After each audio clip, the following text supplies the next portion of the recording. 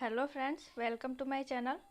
हम M Laxmikanth book से एक नया सीरीज स्टार्ट किए हैं जिसमें हम इस पूरे बुक को शॉर्ट नोट्स बना के पढ़ रहे हैं। एम लक्ष्मीकांत की बुक पॉलिटिकल साइंस के लिए काफ़ी फेमस बुक है और ये किसी भी एग्ज़ाम के लिए काफ़ी इंपॉर्टेंट है। अगर इस बुक को एक बार अच्छे से पढ़ लिया जाए तो इसे अच्छे से पढ़ने के बाद आप कोई भी सेट बनाइए, उसमें आपसे पॉलिटिकल साइंस के कोई क्वेश्चन नहीं छूटेंगे। तो इस पूरे बुक को हम ऐसे ही शॉर्ट नोट्स बना के पढ़ने वाले हैं। तो उम्मीद करती हूँ आपको ये वीडियो अच्छी लगेगी और एग्जाम्स में इससे आपसे काफ़ी हेल्प मिलने वाला है। तो चलिए स्टार्ट करते हैं। अगर वीडियो अच्छी लगे तो इसे लाइक और शेयर करें और चैनल को सब्सक्राइब करें। तो चलिए देखते हैं। आज हम पढ़ने वाले हैं संविधान की विशेषताएं। तो कल के चैप्टर में हमने पढ़ा था भारतीय संविधान के निर्माण के बारे में। इस संविधान का निर्माण कैसे हुआ, कैसे लागू हुआ। तो अगर आपने अभी तक उस वीडियो को नहीं देखा है तो आप उसे देख लीजिएगा। और आज के चैप्टर में हम पढ़ने वाले हैं संविधान की विशेषताएं। तो 26 नवंबर 1949 को जब संविधान लागू हुआ, उसके बाद संविधान में कई सारे परिवर्तन किए गए। इसके वास्तविक लक्षणों में अनेक परिवर्तन किए गए, जैसे कि 7वां संविधान संशोधन, 42वां संविधान संशोधन, 44वां संविधान संशोधन, 73वें, 74वें, 97वें और 101वें संविधान संशोधन के द्वारा संविधान में अनेक परिवर्तन किए गए। इसमें काफ़ी इम्पोर्टेंट है 42वां संविधान संशोधन। ऐसे तो बहुत सारे संविधान संशोधन हुए, लेकिन ये सब फेमस हैं और इनसे क्वेश्चंस आते हैं। तो जब हम संविधान संशोधन वाला चैप्टर पढ़ेंगे तो इसे विस्तृत रूप में पढ़ेंगे। अभी ऐसे एक नज़र एक बार देख लेते हैं। और ये 42वां संविधान संशोधन 1976 में हुआ था और इसे मिनी कॉन्स्टिट्यूशन कहा जाता है, यानी कि लघु संविधान कहा जाता है। यह काफ़ी इम्पोर्टेंट है। कई बार एग्जाम में क्वेश्चन आता है कि किस संविधान संशोधन को लघु संविधान कहा जाता है, तो इसे 42वां संविधान संशोधन को कहा जाता है। इसी तरह एक ये है कि केशवानंद भारती बनाम केरल राज्यवाद 1973 में सर्वोच्च न्यायालय ने फैसला दिया था कि संविधान संशोधन द्वारा संविधान के मूल ढांचे में परिवर्तन नहीं किया जा सकता है। तो ये मूल ढांचे वाला भी क्वेश्चन आता है कि किस वाद में ये फैसला दिया था कि मूल ढांचे में परिवर्तन नहीं किया जा सकता है। तो ये केशवानंद भारती बनाम केरल राज्यवाद 1973 में सर्वोच्च न्यायालय ने फैसला दिया था कि मूल ढांचे में परिवर्तन नहीं किया जा सकता है। अब टॉपिक है संविधान की विशेषता। तो भारतीय संविधान की विशेषताएं देख लेते हैं। पहला है सबसे लंबा लिखित संविधान। तो भारतीय संविधान विश्व का सबसे लंबा और लिखित संविधान है। संविधान को दो भागों में बांटा जा सकता है। एक तो होता है लिखित संविधान, जैसे कि अमेरिका का संविधान, और एक होता है अलिखित संविधान।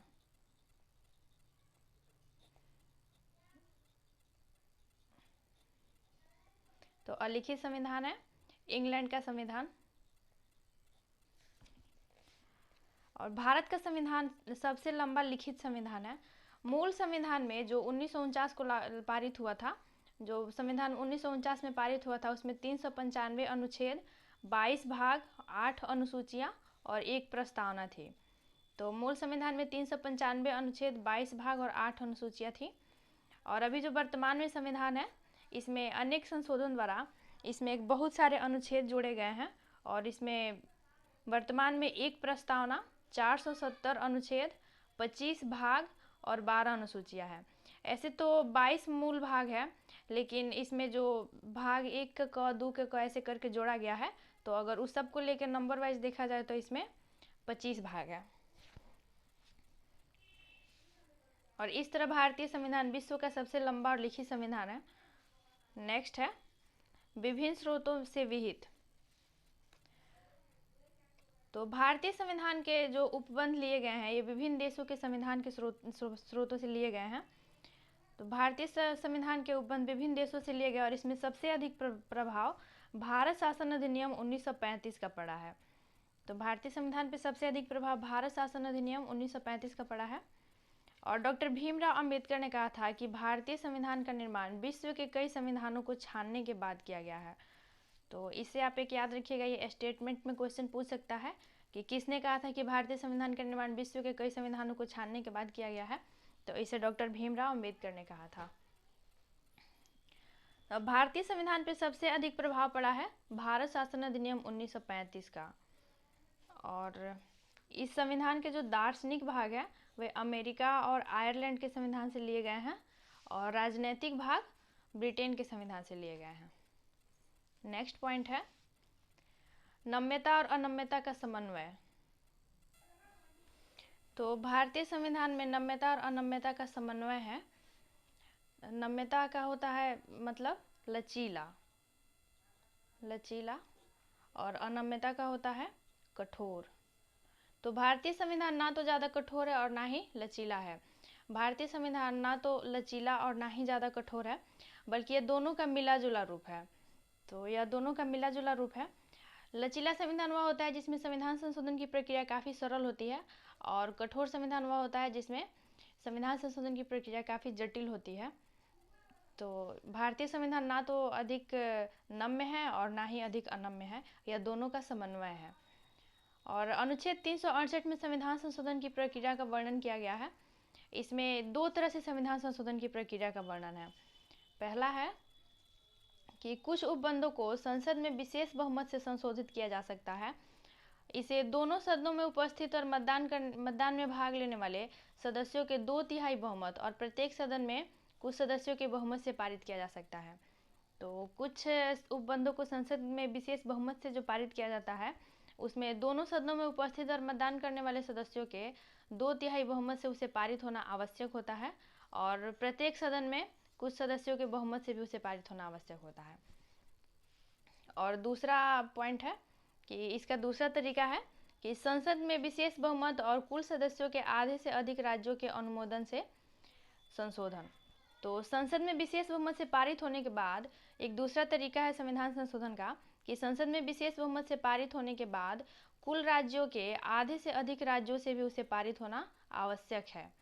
तो भारतीय संविधान में संशोधन की 2 प्रक्रियाएं हैं, इसे आप ध्यान में रखिएगा। चलिए नेक्स्ट पॉइंट है एकात्मकता की ओर झुकाव के साथ संघीय व्यवस्था। तो भारतीय संविधान में संघीय सरकार की स्थापना के साथ साथ बड़ी संख्या में एकात्मकता और गैर संघीय लक्षण भी विद्यमान है।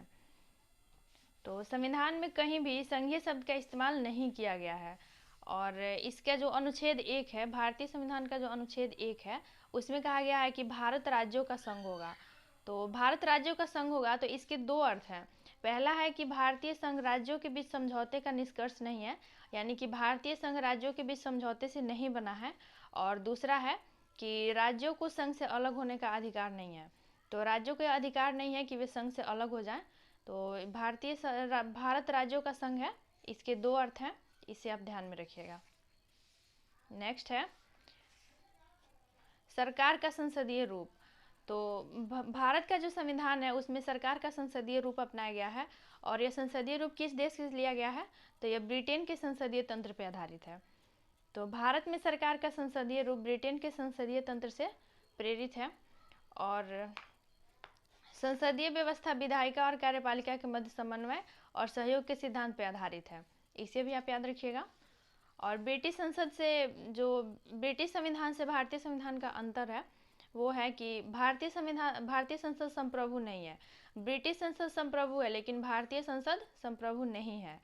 और भारत का जो संविधान है उसमें भारत का जो प्रधान होते हैं वे निर्वाचित होते हैं, लेकिन ब्रिटेन में उत्तराधिकारी व्यवस्था लागू है, इसे आप याद रखिएगा, उत्तराधिकार प्रथा लागू है। नेक्स्ट है न्यायिक सर्वोच्चता। तो भारत में जो न्यायिक सर्वोच्चता है, न्यायपालिका की सर्वोच्चता, यह अमेरिका के संविधान से प्रेरित है, न्यायपालिका की सर्वोच्चता। और अमेरिकी संविधान से भारत के संविधान में क्या अंतर है न्यायिक सर्वोच्चता में, इसे देख लेते हैं। तो अमेरिका में न्यायिक सर्वोच्चता विधि की नियत प्रक्रिया पर आधारित है, जबकि भारत में न्यायिक सर्वोच्चता विधि द्वारा स्थापित प्रक्रिया पर आधारित है। नेक्स्ट है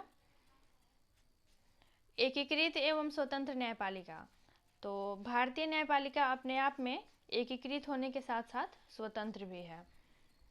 तो न्याय व्यवस्था में सर्वोच्च न्यायालय शीर्ष पे है, सर्वोच्च न्यायालय टॉप पे है, सबसे ऊपर सर्वोच्च न्यायालय है, और उसके बाद होता है हाई कोर्ट, और इसके नीचे यानी कि सर्वोच्च न्यायालय के नीचे हाई कोर्ट है, और हाई कोर्ट के नीचे है अधीनस्थ न्यायालय। अधीनस्थ न्यायालय में आते हैं जिला न्यायालय और निचली अदालत। तो ये सारे अधीनस्थ न्यायालय में आ जाते हैं। तो सर्वोच्च न्यायालय सबसे टॉप पे है और उसके बाद है उच्च न्यायालय।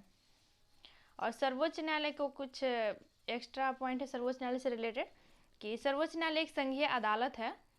सर्वोच्च न्यायालय संघीय अदालत है और यह शीर्ष न्यायालय है, यानी कि टॉप न्यायालय है। यह मौलिक अधिकारों की रक्षा की गारंटी देता है। सर्वोच्च न्यायालय मौलिक अधिकारों की रक्षा की गारंटी देता है। सर्वोच्च न्यायालय मौलिक अधिकारों की रक्षा की गारंटी देता है और यह संविधान का संरक्षक है। नेक्स्ट है मौलिक अधिकार। तो भारतीय संविधान में मौलिक अधिकार भी दिए गए हैं और मौलिक अधिकार भाग 3 में वर्णित है। भारतीय संविधान के भाग 3 में मौलिक अधिकार का वर्णन किया गया है और वर्तमान में 6 मौलिक अधिकार हैं। पहले 7 मौलिक अधिकार थे, लेकिन संपत्ति के अधिकार को बाद में मौलिक अधिकार से हटाकर कानूनी अधिकार बना दिया गया। तो अभी वर्तमान में टोटल 6 मौलिक अधिकार हैं, इसे आप याद रखिएगा। और कई बार क्वेश्चन पूछ लेता है कि कौन सा मौलिक अधिकार नहीं है, तो उसमें अगर संपत्ति का अधिकार दिखे तो संपत्ति का अधिकार तो यह कानूनी अधिकार है, मौलिक अधिकार नहीं है, इसे आप याद रखिएगा, कानूनी अधिकार है।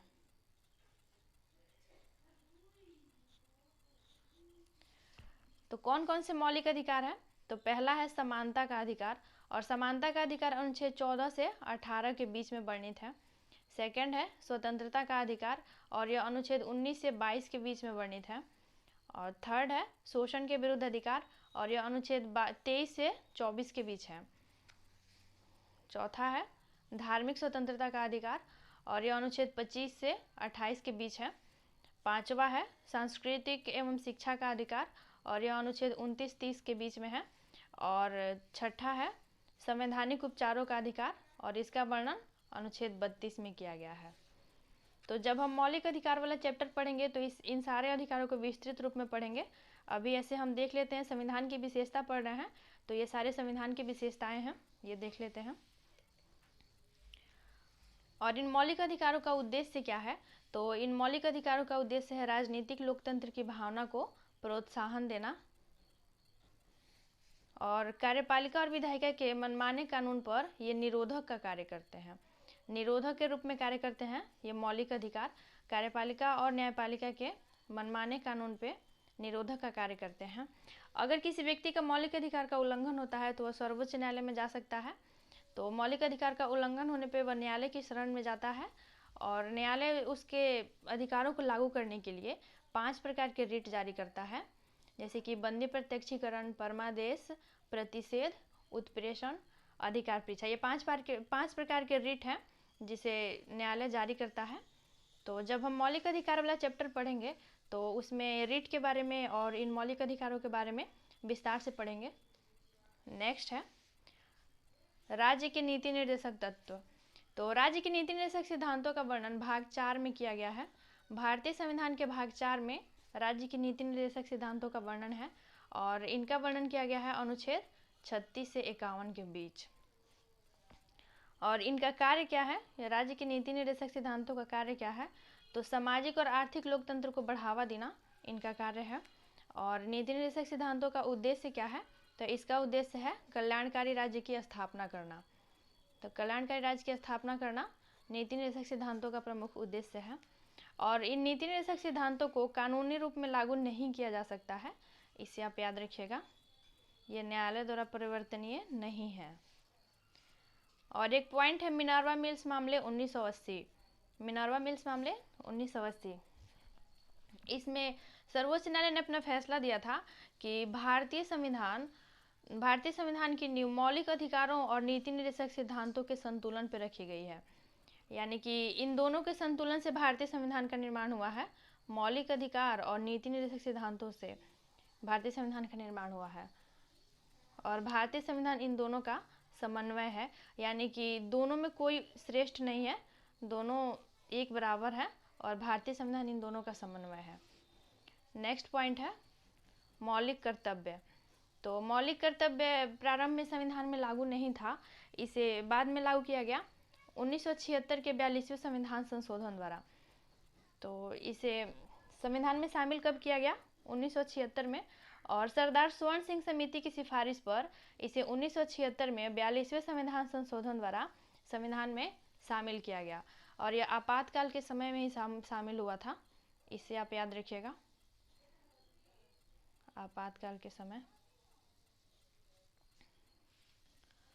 और मौलिक कर्तव्यों का वर्णन कहाँ है, तो यह भाग 4A में, भारतीय संविधान के भाग 4A यानी कि भाग 4 क, इसमें इसका वर्णन किया गया है। और अनुच्छेद 51A में यानी कि अनुच्छेद 51 के क में इसका वर्णन किया गया है।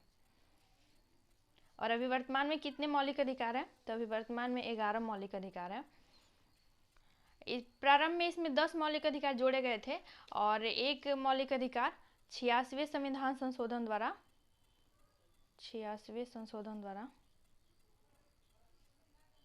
2002 में जोड़ा गया था। तो जब हम मौलिक कर्तव्य वाला चैप्टर पढ़ेंगे तो उसमें इसे पढ़ेंगे विस्तार से। और नीति निर्देशक सिद्धांतों की तरह इन्हें भी कानूनी रूप से लागू नहीं किया जा सकता है और ये प्रारंभ में मूल संविधान में लागू नहीं थे, इसे आप याद रखिएगा। इन्हें बाद में सरदार स्वर्ण सिंह समिति की सिफारिश पे 1976 में 42वें संविधान संशोधन के तहत संविधान में शामिल किया गया। तो इस तरह हमने आज ये 10 पॉइंट पढ़े हैं संविधान की विशेषता के बारे में। अभी इसमें कुछ और पॉइंट्स भी हैं तो उसे हम अगले वीडियो में पढ़ेंगे। तो उम्मीद करती हूँ कि आपको ये वीडियो पसंद आई होगी। अगर वीडियो अच्छी लगे तो इसे लाइक और शेयर करें और चैनल को सब्सक्राइब करें। तो चलिए मिलते हैं नेक्स्ट वीडियो में। Thank you so much.